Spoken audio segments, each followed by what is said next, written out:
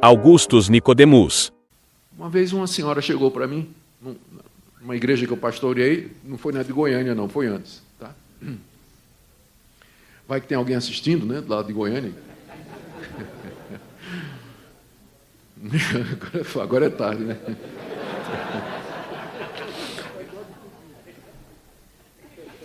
Pois é. Uma vez uma senhora chegou, um tempo desse aí, uma senhora chegou para mim e disse: pastor, eu queria que o senhor falasse com o meu marido, porque ele está me traindo. Eu disse: a senhora tem provas? Porque essa é uma acusação muito séria. Disse: não, pastor, eu não tenho não, mas o senhor sabe, isso é coisa de mulher, intuição. Ele está me traindo. Minha irmã, a senhora não espera que eu fale com seu marido com base na sua intuição. Não, pastor, pode falar com ele, diga que fui eu que disse ao senhor isso aí. Tá bom. Aí chamei o cidadão. O cidadão veio, era uma pessoa respeitável na igreja, conhecido. Ele não era oficial da igreja, mas era um homem bem conhecido, né? Trabalhador, muito honesto, né? A família bem com a esposa, os filhos e tudo. Aí eu chamei, até meio constrangido, disse: olha, estou até pedindo desculpas pelo senhor estar aqui, mas eu estou fazendo isso a pedido da sua esposa, né? Ela queria que eu conversasse com o senhor, porque ela está desconfiada de que o senhor está traindo ela. Pastor, eu amo a minha mulher. Eu sou fiel à minha mulher desde o dia do casamento. Ela sempre foi desse jeito quando a gente namorava, lá na mocidade. Eu não podia andar com as outras meninas, né, da mocidade, que ela ficava com ciúme, fazia uma cena. Sempre ela foi assim, pastor. Pastor, eu, diante de Deus, eu sou fiel à minha mulher. Nunca traí a minha mulher. Você está certo, meu irmão, eu peço desculpas. Né? Eu chamei a mulher e disse: olha, eu acho que a senhora está enganada. Seu marido é um homem fiel e tudo mais. Vocês sabem que nós, pastor, depois de um tempo, atendendo gente no gabinete, a gente desenvolve um sensor de mentiroso. A gente vê quando o cara está mentindo. O cara, né, ele pisca o olho, balança o beiço, ele tem um tique nervoso. A gente sabe, a gente tem um sensor de mentira. Pastor, depois de alguns anos, ele desenvolve isso. O cara passou no detector. Até um mês depois, quando a mulher trouxe o celular dele com as mensagens da amante. E aí eu chamei o cara de volta. Aí disse: meu irmão, voltando àquele, o senhor está traindo a sua mulher? De jeito nenhum, pastor. Gente, e o cara nem tremiu o beiço. Nem tremia o beiço. De jeito nenhum, pastor. Nunca fiz isso. Isso aqui, meu irmão, é o quê? Pastor, isso foi um lapso e tal, me perdoe, foi um erro, foi um momento de fraqueza na minha vida. Aí me deu aquele tique assim, eu disse: só uma pergunta, foi a única vez? Ele disse: pastor, já que o senhor perguntou. O cara vinha traindo a mulher há muitos anos e mentia na cara dura. Ele nem tremia. Nem tremia. A diferença para o diabo entra no reino de Deus na frente desse. A diferença do diabo é que o diabo treme.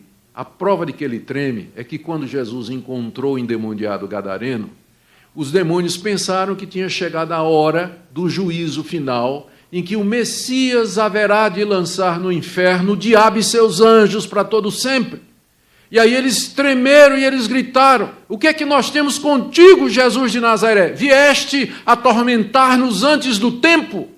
Porque eles pensavam que Jesus tinha chegado para lançá-los no inferno. Tanto é que eles gritaram: não nos mandes para o abismo. E Jesus, porque não era o tempo, porque Jesus não responde a oração de demônio, né? Porque não era o tempo, permitiu que eles saíssem para os porcos, o que acaba sendo até um incentivo, né, para nós. Se Jesus respondeu aos demônios, quanto mais a sua oração. Né? Então, não desfaleça, irmão. Não desfaleça. Você também pode encontrar graça e misericórdia. Né?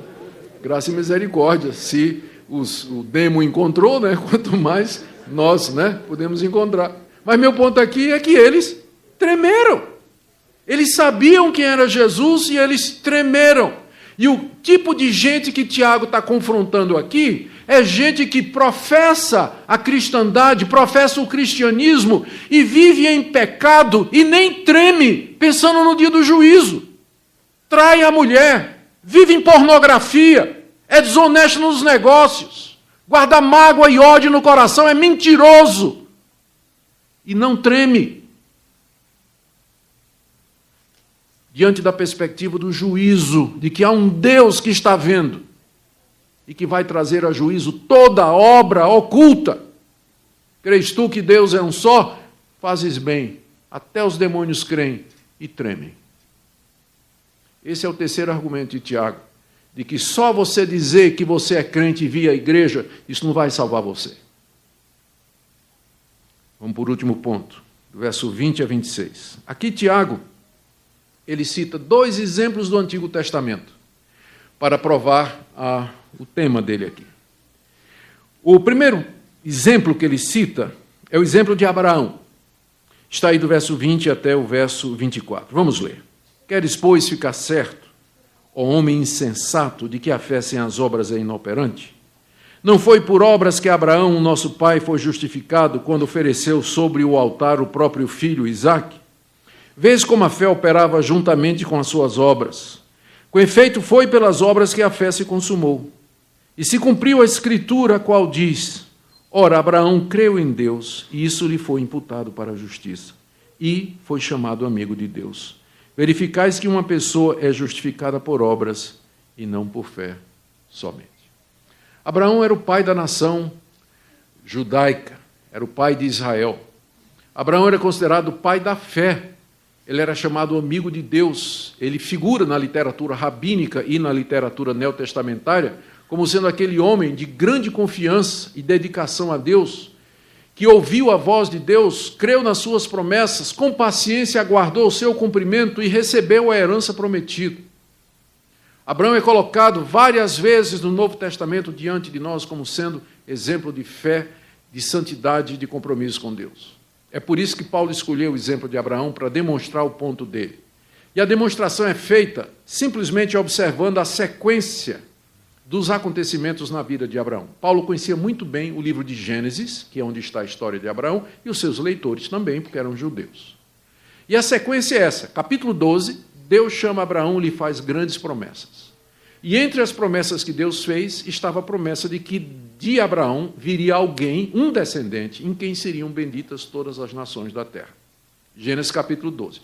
Deus chama Abraão, Abraão crê em Deus, escuta o chamado de Deus, sai da sua terra, da sua parentela, vai lá com sua família e chega lá na Palestina, não tem um pedaço de terra que é dele, e durante 10 anos ele fica ali naquela terra morando em tendas. Até que finalmente, Gênesis 15, Abraão cansa. E ele então pergunta a Deus, Deus aparece uma noite, está em Gênesis 15 isso, Deus aparece uma noite a Abraão e diz assim: olha, eu vou cumprir tudo que eu prometi para você. E Deus disse: Senhor, faz mais de 10 anos, e eu estou ficando velho, e minha mulher é estéril, e ela está ficando velhinha também. Como é que vai acontecer isso? Quem vai herdar tudo que eu tenho é meu mordomo, Eliezer. E Deus disse: não será ele o teu herdeiro, vem cá. Chama Abraão, acredito que para fora da tenda, para Abraão poder ver o céu, e diz: conta, devia ser uma noite bonita, uma noite oriental bonita, clara, conta as estrelas, se pode. Assim será a tua descendência. E diz lá em Gênesis 15, no verso 6, que Abraão creu em Deus, e isso lhe foi imputado para justiça. Abraão foi justificado pela fé. Ele creu que Deus haveria de cumprir a promessa e que da sua linhagem, ainda que amortecida, pelo milagre e pelo poder de Deus, viria aquele em quem todas as nações da terra seriam abençoadas e salvas, inclusive o próprio Abraão. E ele creu no Messias que haveria de vir, que seria seu filho. Não sabia o nome dele.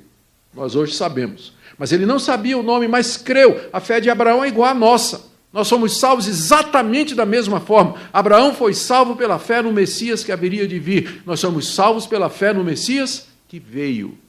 Nem Abraão viu o Messias e nem você viu. Então é pela fé. Abraão foi justificado pela fé. Tudo bem, o tempo passa, nasce Isaque. Capítulo 22 de Gênesis. Deus aparece a Abraão, diz: Abraão, eu quero que você ofereça Isaque como sacrifício no alto do Monte Moriá. Isaque era o herdeiro das promessas. E lá no relato, até para aprofundar assim a crise, está dito assim: toma o teu filho, teu único filho, a quem tu amas, e o oferece em sacrifício. Lá vai Abraão, acorda cedinho, pega o jumento, bota a lenha, pega Isaac, pega o fogo, pega o cutelo, pega um servo, lá vai, andando para o Monte Moriá. Chega na base do monte, volta para o servo, vira para o servo e diz assim: fica aqui porque eu e o menino vamos adorar e voltaremos, plural. Voltaremos, plural. E aí vai subindo. E Isaac, né, subindo o morro, e diz: pai, eu estou vendo a lenha, estou vendo o cutelo, estou vendo aqui as cordas, mas cadê o cordeiro? Qual foi a resposta de Abraão? Deus proverá. Chegou no alto do monte, preparou as pedras, colocou a lenha, amarrou seu filho, pegou o cutelo e ia matar o seu filho. Quando Deus do céu disse: para, agora eu sei que tu me temes. Agora eu sei que tua fé é verdadeira, porque tu não me negaste o teu filho, o teu único filho. Veja, Abraão foi justificado no capítulo 15, mas ele foi declarado justo no capítulo 22, depois que ele fez esta obra, depois que ele obedeceu a Deus, depois que ele deu a Deus o que ele tinha de mais precioso. É isso o ponto de Tiago. O homem não é salvo somente pela fé, mas a fé que produz esse tipo de obediência e compromisso e consagração. A essa altura você já notou que o conceito de obras já mudou. Na primeira parte de Tiago, capítulo 2 aqui, obras é você ajudar quem está com fome e com frio. Mas agora, no caso de Abraão, obras é obediência à vontade de Deus, é você dar a Deus aquilo que você tem de mais precioso. O conceito de obras no Novo Testamento é muito mais amplo do que só fazer caridade. A Igreja Católica e os espíritas é que se apropriaram disso. Mas no conceito reformado, obras são todas aquelas atitudes em resposta à vontade de Deus que partem de um coração regenerado. E pode incluir ajudar o pobre e o necessitado, mas é muito mais do que isso, como o texto mostra. O argumento, então, de Paulo é esse. Você vê como a fé... Desculpa, aqui o verso 22, ele disse: você vê como a fé operava juntamente com as suas obras. As duas coisas estão juntas. A fé que salva, ela é acompanhada de santidade, de obediência, de obras, de atitudes. Ela não vem sozinha, ela sempre vem junta. A fé coopera com as obras. E foi pelas obras que a fé se consumou. E se cumpriu, então, a escritura que diz, ele está se referindo agora ao verso 15, eu estou lendo o verso 23. Abraão creu em Deus, isso lhe foi imputado para a justiça. Qual é a conclusão de Paulo no verso 24? Verificais que uma pessoa é justificada por obras